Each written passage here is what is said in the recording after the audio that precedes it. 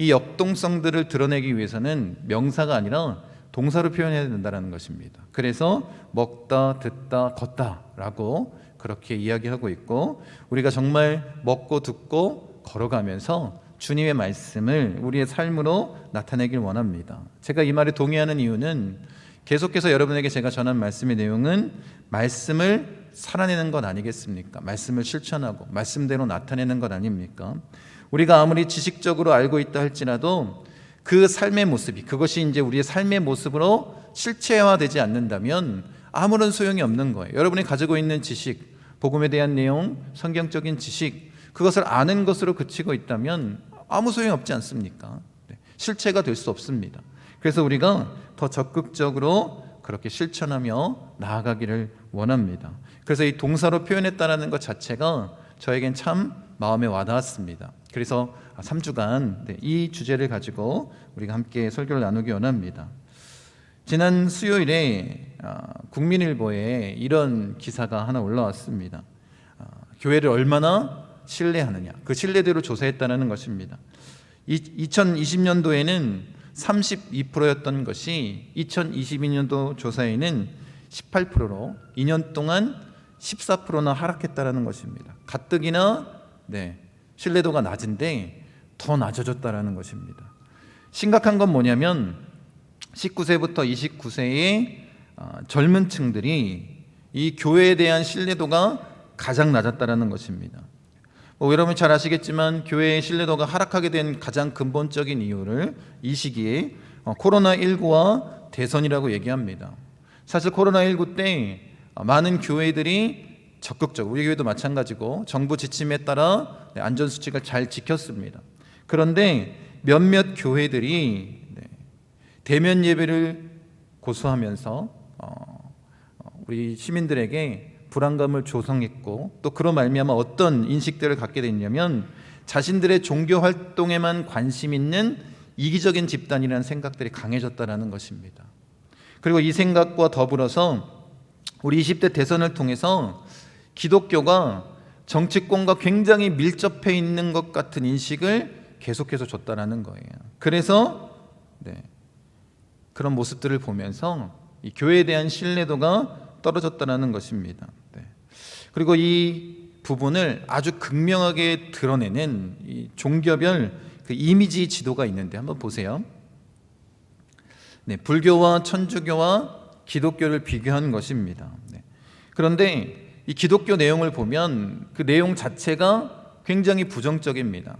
다른 종교, 불교나 천주교와는 다릅니다.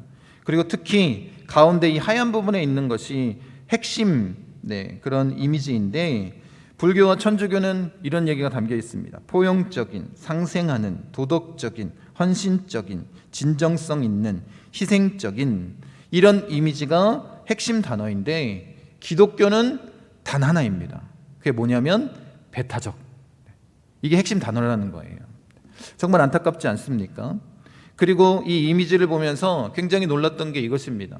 여러분, 우리 교회가 세상과 구별되어 거룩한 삶을 사는 것이 그리스도인 아니겠습니까? 그런데 기독교에 대한 이미지를 나타내는 단어가 세속적인, 그리고 물질적인, 위선적인, 이기적인, 이런 표현이라는 것입니다. 이게 지금 한국교회의 실정이라는 것입니다. 무엇이 이렇게 한국교회를 무너지게 만들었을까? 그리고 한국교회가 이런 신뢰도, 이런 호감도를 가지고 어떻게 이 세상을 변화시킬 수 있을까? 여러분, 참 안타깝지 않습니까? 이제 한국교회가 세상 사람들에게는 세속적이고 이기적이고 물질적인 그런 집단이 되어버렸다는 것입니다. 왜 이렇게 되었는지 우리가 심각하게 고민해 봐야 되지 않겠습니까? 그래서 오늘 이 먹다라는 주제로 우리가 믿는 자로서 어떤 일을 해야 될지, 또 어떤 모습으로 나아가야 될지 우리가 함께 나누길 원합니다. 이 성경을 살펴보면 이 먹는 것에 대한 이미지가 굉장히 많이 등장합니다. 그리고 구속사적인 이미지로 살펴보게 된다면 그 시작이 먹는 것으로, 또 그 끝도 먹는 것으로 나타나고 있습니다. 여러분, 하나님과의 관계 단절 이유가 뭐예요? 선악과를 따먹은 건 아니겠습니까? 그리고 이 모든 관계를 회복하시기 위해서 예수님께서 이 최후의 만찬을 통해서 예수님의 몸과 피를 먹고 마시라 라고 말씀하시면서 그 관계를 회복시켜 주시는 그 이미지를 뭘로 표현하냐면 먹는 것으로 표현하고 있습니다. 어쩌면 우리 대한민국이 하나님의 말씀을 잘 받아들인 이유 중에 하나가 우리 민족도 이 먹는 것에 굉장히 관심이 많이 있습니다. 그죠? 여러분도 아마 다 공감하실 것입니다. 나이를 먹는다 이렇게 표현하는 나라는 우리나라밖에 없습니다. 축구 경기 같은 거 요즘 이제 월드컵이 시작할 텐데 축구를 딱 골을 먹으면 보통 사람들은 보통 나라들은 실점했다라고 얘기합니다. 근데 우리나라는 뭐라고 얘기해요? 골을 먹었다 이렇게 얘기를 합니다. 특이한 나라입니다. 그리고 예전 같은 경우에는 어른들한테 인사할 때 뭐라고 인사했어요? 식사하셨어요? 진지 잡수셨어요? 이렇게 인사합니다. 여러분 우리가 이 땅 가운데 살아갈 때 먹는 문제가 참 중요합니다. 당연합니다. 먹고 사는 문제보다 더 중요한 건 없을 것 같습니다. 그런데 지금 우리나라가 이렇게 먹는 것에 더 관심이 있었던 이유는 뭐냐면 우리나라의 그 삶의 어려운 실정들, 이 먹는 것을 중시하는 그런 모습들이 이제 문화로 자리 잡게 된 것입니다. 그리고 이것이 물질적이고 경제적인 그런 이야기 가운데, 이 문화 가운데 이렇게 형성된 것 같습니다. 여러분 그래서 성경에도 보면 이 먹는 문제에 대해서 굉장히 많이 언급을 하고 있는데 예수님께서도 이 공생애 가운데에 이 먹는 문제를 굉장히 많이 이야기하십니다. 왜냐하면 그만큼 우리 삶에 중요하기 때문 아니겠습니까? 그래서 예수님께서 뭐라고 말씀하시냐면 주기도를 가르쳐 주시면서 우리가 함께 나눴지만 일용할 양식을 구하는 기도에 대해서 말씀해 주십니다. 여러분 이 일용할 양식을 구하는 것 굉장히 중요합니다. 그런데 예수님께서 기도 안에 이것을 넣어주신 이유는 다른 것이 아닙니다. 우리가 하나님을 신뢰하라는 거예요. 뭐에서도 이 일용할 먹는 것에조차 하나님을 신뢰하라는 것입니다. 이런 출애굽 당시에 하나님께서 그들에게 우리 이스라엘 백성들에게 만나로서 먹을 것을 허락하십니다. 여러분 만나를 주신 이유가 무엇인지 말씀을 통해서 분명하게 살펴보면 다른 게 아니에요. 하나님의 말씀을 이들이 얼마만큼 신뢰하고 나아갈 수 있는가, 그것에 대한 훈련 아니었겠습니까? 그래서 광야 기간 동안 계속해서 이 만나를 통해서 하나님 말씀에 순종할 수 있게끔, 하나님을 신뢰할 수 있게끔, 우리의 모든 것을 채워주실 수 있는 분이 하나님이심을 믿음으로 고백하고 나아갈 수 있게끔 행하신 것 아니겠습니까? 여러분 이 훈련이야말로 그리스도인에게도 굉장히 중요합니다. 그래서 예수님께서 뭐라고 기도하라고 했다고요? 일용할 양식을 구하라고 기도하신 것입니다. 이 모든 것이 다 하나님께서 주신 것이고 또 철저하게 하나님을 신뢰할 수 있도록 그렇게 우리로 하여금 훈련시키신 것 아니겠습니까? 그런데 지금 믿는 자들도 마찬가지입니다. 우리가 생각하고 있는 이 먹는 것과 주님이 말씀하신 이 먹는 것에는 아주 다른 차원의 이야기를 하고 계신 것 같습니다. 우리가 지금 그리스도인이라면 예수님이 우리에게 전해주신 그 먹는다의 의미를 마음 가운데 새기길 원합니다. 여러분 세상 사람들, 세상에서도 마찬가지고 이 먹는 것이 참 중요합니다. 그래서 이 복지를 실현하는 건, 이 사회복지의 핵심은 뭐냐면 잘 먹는 것, 사람들이 제대로 먹는 것입니다. 그래서 전 세계적으로 그렇게 기아에 허덕이고 있는 이 아이들에게 먹을 것을 나눠주는 그런 일들을 우리가 많이 합니다. 그리고 이 먹을 것이 해결된 이후에야 다른 것들이 지금 진행될 수 있는 것 아니겠습니까? 교육이라든지 아니면 다른 문제들이 진행될 수 있습니다. 그만큼 아주 중요한 그것이 바로 이 먹는 것 아니겠습니까? 예수님의 시대 때도 마찬가지예요. 특히 더 심했습니다. 예수님이 살아갈 그 당시 특히 갈릴리 지역 같은 경우에는 먹는 문제가 굉장히 큰 이슈였습니다. 지금보다 더 식량 문제가 더 심각했을 것입니다. 여러분 그런데 아주 놀라운 소식이 들려오는 거예요. 예수라는 사람이 있는데 보리떡 5개와 물고기 2마리로 5,000명을 먹였다. 그리고 12바구니가 남았다는 거예요. 그거 얼마 지나지 않아서 보리떡 7개와 물고기 2마리로 4,000명을 먹이고 7광주가 남았다는 거예요. 이런 소문이 퍼지기 시작했습니다. 여러분 지금 이 소문을 들었다면 사람들이 어떤 생각을 가졌을까요? 자신들이 생각하는 가장 시급한 문제를 해결해 주실 수 있는, 완벽하게 해결해 주실 수 있는 예수 그리스도를 보지 않았겠습니까? 그리고 예수님을 뭐라고 생각했냐면 하나님이 약속하신 메시아로 생각할 수밖에 없었을 것입니다.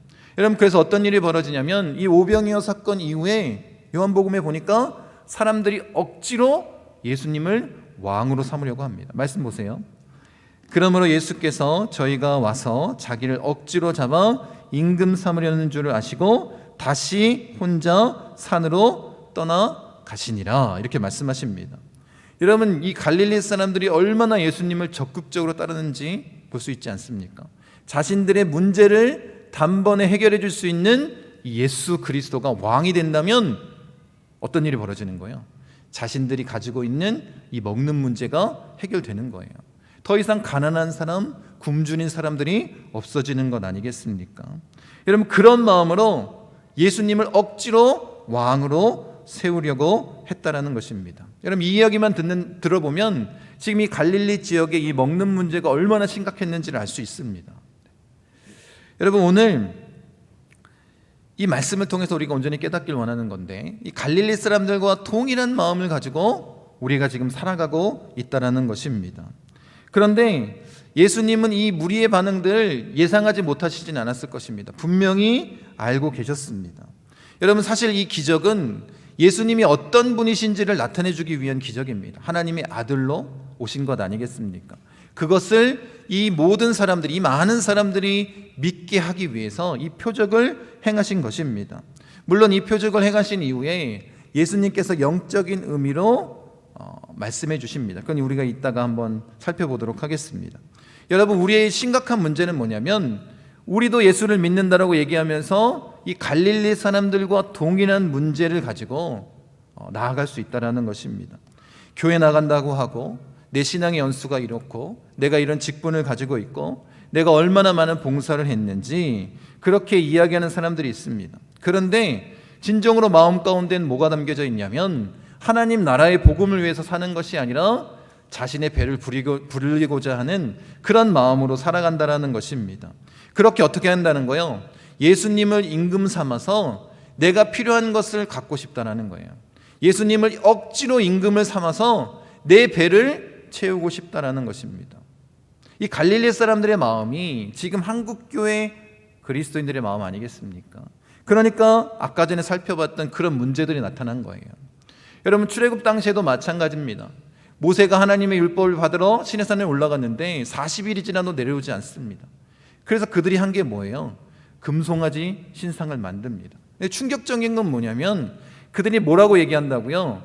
그 금송아지 신상을 만들고 여호와의 절의를 지키자라고 얘기합니다. 그러니까 그 금송아지 신상이 누구라는 거예요? 하나님이라는 거예요. 우리를 이끌어낸, 우리를 출애굽시킨 하나님, 그게 바로 금송아지라는 것입니다.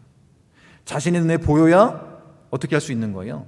자기 마음대로 조종할 수 있습니다. 여러분, 이런 신앙의 모습이 지금 한국 교회 안에 가득하다라는 것입니다.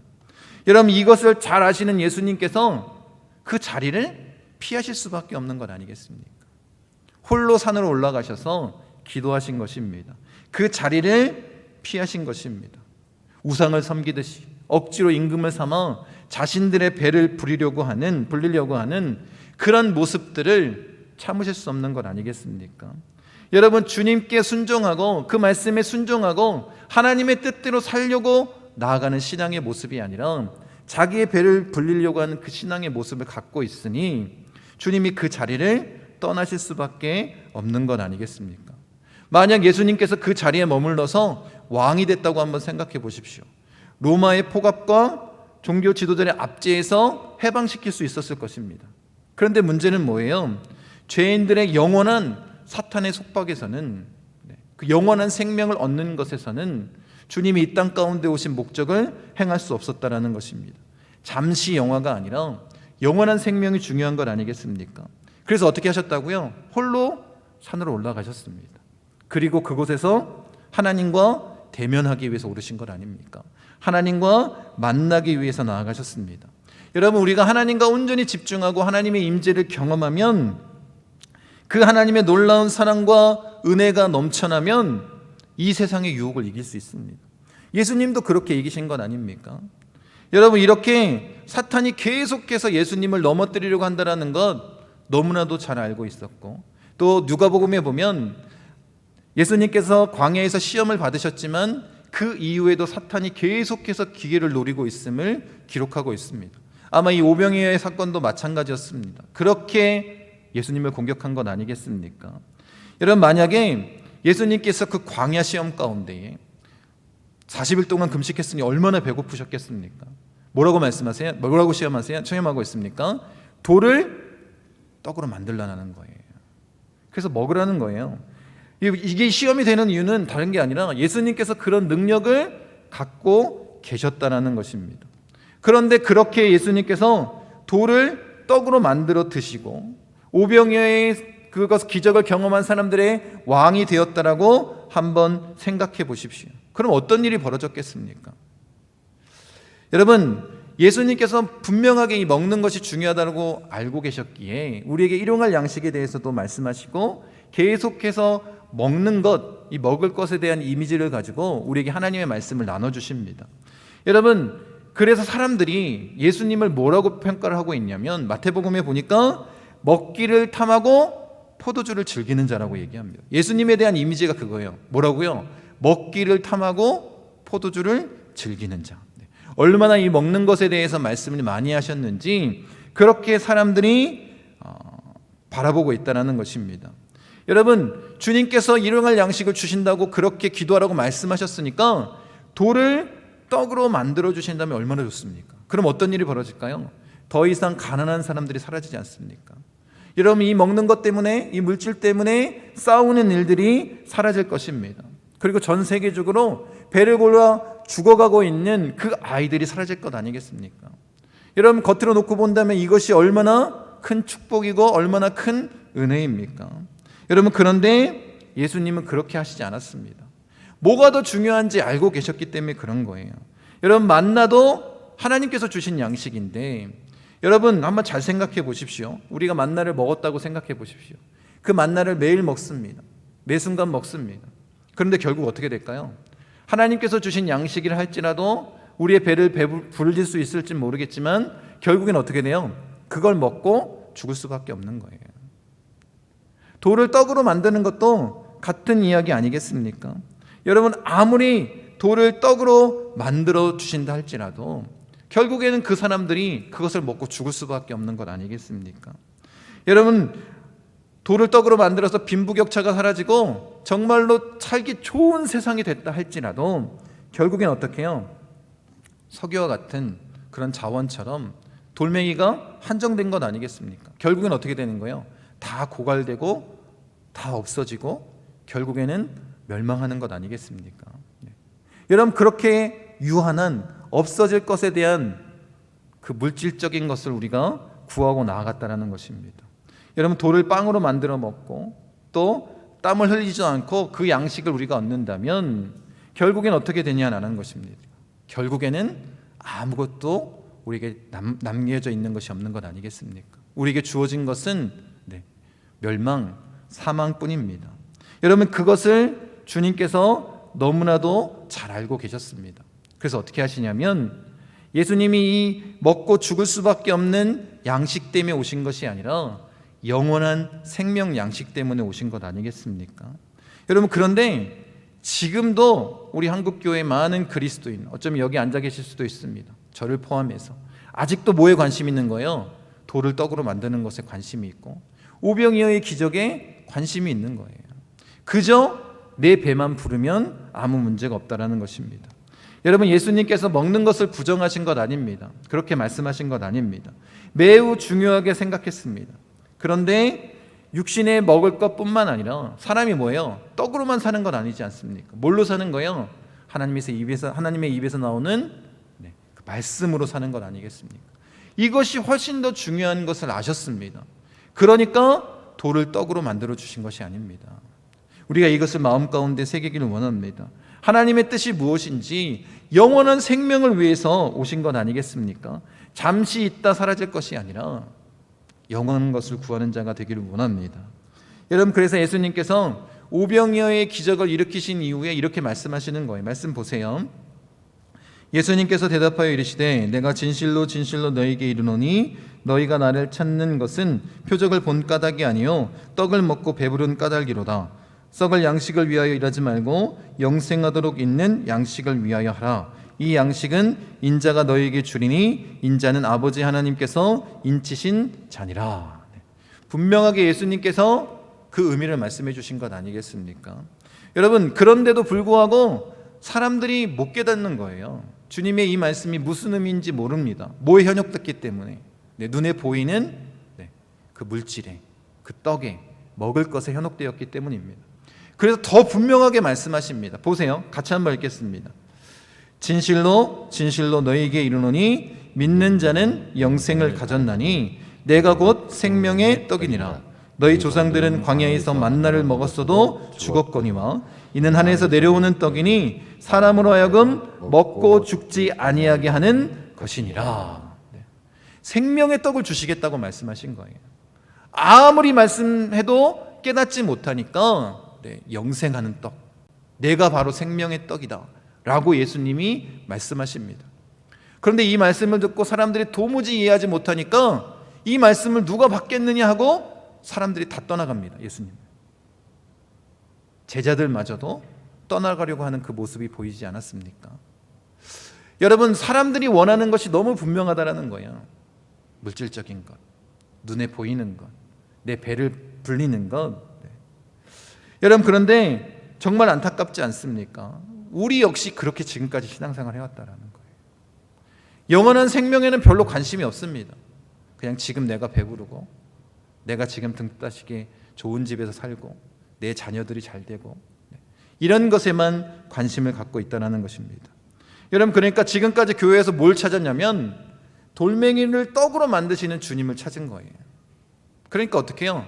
세상 사람들이 우리를 뭐라고 얘기한다고요? 물질적이고 이기적이고 세속적인 그런 신앙인이 되어버렸다는 것입니다. 여러분, 당장 나에게 이 배고픔을 해결해주고 또 갈증을 해결해주시는, 그렇게 노력 없이 무엇을 얻기 위한 발걸음을 하고 있었다면 이제 이것을 버려버려야 되지 않겠습니까? 벗어내야 되지 않겠습니까? 한국교회가 더 이상 이 신뢰를 잃지 말아야 되지 않겠습니까? 여러분, 정말로 이 돌을 떡으로 만드시는 예수님이 아니라 우리에게 영원한 생명을 주시는 그 예수 그리스도를 만나기 원합니다. 여러분, 그렇다면 여러분, 우리가 온전히 이 한국교회를 통해서 이 나라를 변화시키려면 어떻게 해야 될까? 그게 중요한 건 아니겠습니까? 이제 이렇게 신뢰를 바닥까지 떨어뜨린 이 한국 사회에서 그럼 어떻게 하면 다시 신뢰도를 회복하고 한국교회가 또 우리 목포순복음 중앙교회가 이 세상 앞에 무엇을 할 수 있을까? 교회가 할 일은 뭐냐면 떡을 나눠주는 것입니다. 빵을 나눠주는 것입니다. 이게 교회가 할 일입니다. 여러분, 그런데 중요한 것은 무엇이냐면 돌멩이 떡을 나눠주는 것이 아니라 영원한 생명을 얻을 수 있는 그 생명의 떡을 나눠주는 교회가 되어야 된다는 것입니다. 이게 세상에서 교회가 할 일이라는 거예요. 라디오 방송에서 김영재 목사님의 간증 이야기를 들었습니다. 집사였을 때 고등부 교사를 했다라는 거예요. 고등부 교사를 하는데 옆반 교사랑 비교를 하더라고요. 옆반 선생님은 아이들에게 먹을 것을 엄청 많이 사줬다는 거예요. 그러니까 만나는 매 주일마다 맛있는 거 사주고 그렇게 먹을 양식으로 채워줬다는 것입니다. 자기는 그때부터 일주일 내내 말씀 묵상을 했대요. 김영재 목사님 특징이 그거 아니겠습니까? 그래서 그 말씀 묵상한 것을 공과 시간에 나눠주는데 그 시간이 부족한 거예요. 그럼 어떻게 할까요? 먹으러 갈 시간이 있겠어요? 없겠어요? 그러니까 먹으러 가지는 않고 계속해서 그 하나님 말씀만 나누는 것에 집중을 했다는 거예요. 그런데 어떤 변화가 생겼냐면 그렇게 먹을 것을 열심히 사줬던 선생님 반 애들은 자신이 뭐 중요한 일이 생기면 교회 안 나온다라는 거예요. 그런데 자기 반은 계속해서 이 학생들의 숫자가 불어났다는 거예요. 그리고 이 아이들이 알았다는 거예요. 중요한 하나님의 말씀을 놓치면 자신에게 손해이기 때문에 그 시간을 지켜서 아이들이 나오기 시작했다는 것입니다. 여러분, 우리가 그리스도인으로서 또 한국 교회에 정말 신뢰도를 회복하길 원한다면 떡을 나눠주는 것이 아니에요. 돌멩이로 만든 이 떡을 나눠주는 것이 아니라 생명의 떡을 나눠주길 원합니다. 그것이 우리가 해야 될 일 아니겠습니까? 그 생명의 떡이 뭐냐라는 거예요. 예수 그리스도 아닙니까? 여러분, 우리가 그렇게 나아가기 원합니다. 여러분, 우리가 예수님의 그 생애에 대해서 사순절날 함께 살펴봤지만 예수님이 십자가를 지실 때는 너무나도 외롭고 고독한 길을 걸어가셨습니다. 혼자 십자가를 지셨습니다. 제자들조차, 가장 사랑하는 제자들조차 예수님께서 겟셋마네 동산에서 마음 아파하셨을 때 함께 기도하지 않았습니다. 홀로 외로운 길을 걸어가셨습니다. 십자가를 지시기 위해서. 그런데 우리가 성경을 통해서 살펴보면 예수님이 먹을 때에는 사람들이 북적였다라는 거예요. 늘 사람들과 함께 먹는 것에 집중하셨습니다. 여러분, 최후의 만찬을 보십시오. 여러분 잘 아시지 않습니까? 최후의 만찬 때도 곧 십자가에서 죽으시지만 사람들과 유월절 식사를 함께 나눕니다. 많은 제자들이 함께 북적이며 식사를 나눕니다. 그 말씀을 통해서 우리에게 가장 중요한 것을 전해주신 것 아니겠습니까? 그 늘 일상 있는 그 식사를 성만찬으로 바꿔주셨습니다. 그 만찬을 행하신 이후에 뭐라고 말씀하시냐가 중요한 건 아니겠습니까? 뭐라고 말씀하시면 이렇게 말씀하십니다. 떡을 떼고 포도주를 나눠주시면서 이 떡은 뭐라는 거예요? 나의 몸이다. 이 포도주는 나의 피다. 너희가 이제 내 살과 피를 먹고 마셔라. 그래서 뭐 하라는 거예요? 그 살과 피를, 예수님의 살과 피를 먹고 마심으로 뭐 하라는 거예요? 예수님과 하나 되라는 거예요. 그게 주님의 의미 아니겠습니까? 그냥 우리가 돌멩이 떡을 먹는 것이 아니라 영생하는 떡을 먹길 원하시는데 그게 뭐라고 말씀하세요? 예수 그리스도라는 거예요. 예수 그리스도를 온전히 먹고 마심으로 어떻게 하라고요? 예수님과 하나가 되라는 것입니다. 그게 주님이 이 땅 가운데 우리에게 전해주신 말씀입니다. 이 땅 가운데서 온전히 이루고자 원하신 구원 계획인 거예요. 예수 안에서 모든 피조물이 하나 되는 거예요. 그렇게 내가 주 안에, 주님이 내 안에 하나 되는 건 아니겠습니까? 우리나라도 이미지 가운데, 이 먹다는 이미지 가운데 먹는 것이 남는 것이라고 얘기합니다. 뿐만 아니라 여러 가지로 우리가 살펴보고 있는데 지금 예수님도 뭐에 대한 이미지를 얘기하시는 거냐면 예수님을 먹고 마심으로 말미암아 주님과 하나 되라는 거예요. 여러분, 우리에게 가장 중요한 그 생명 양식 예수 그리스도를 먹고 마심으로 영원한 생명을 누리라는 것입니다.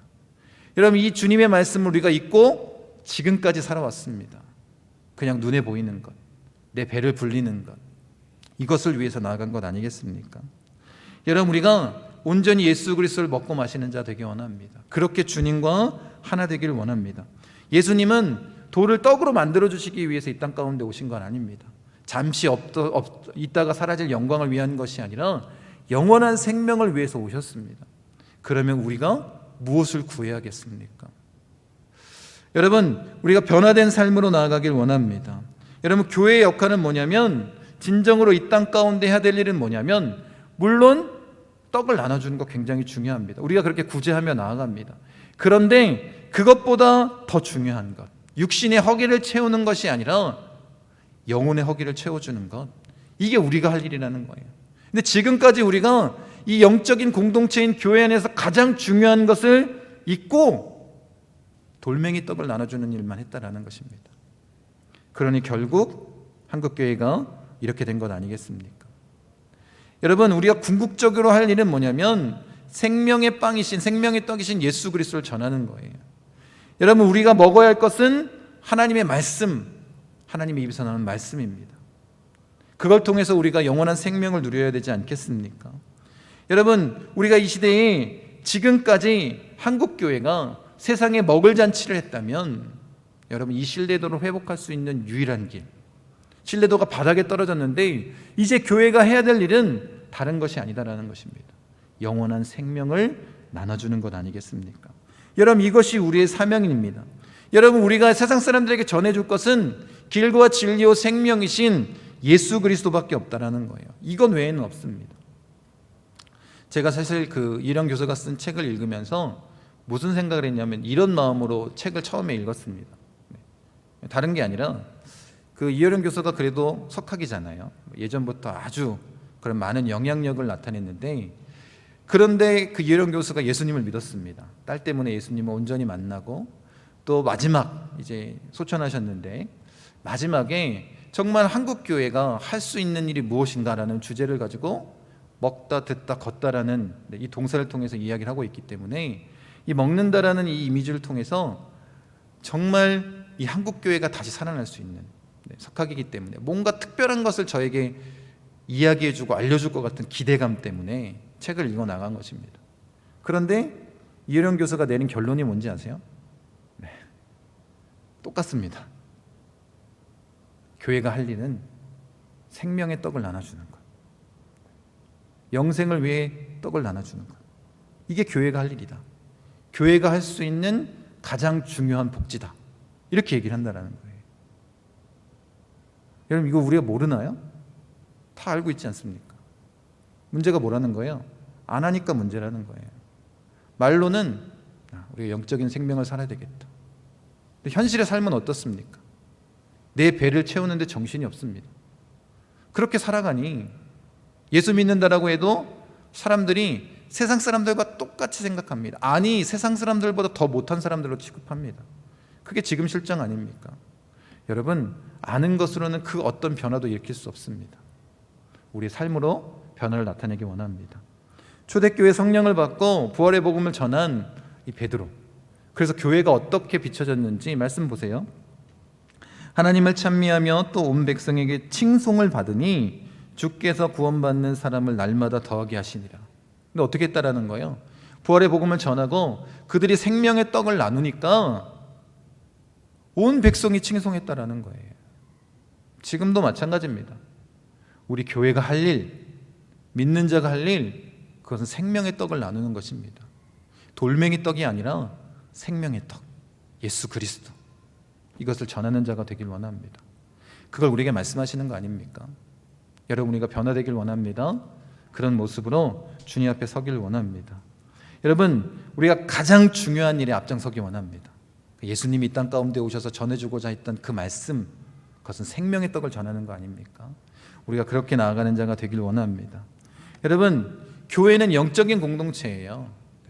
영적인 공동체인 교회가 할 일은 영의 양식을 나누는 것입니다. 여러분들이 그 일에 앞장서기 원합니다. 복음을 전하는 일에 앞장서길 원합니다. 더 이상 떡이 아니라 하나님의 입에서 나오는 말씀으로 사시는 우리 목포순복음 중앙교회 성도님 되시기를 간절히 축원드립니다.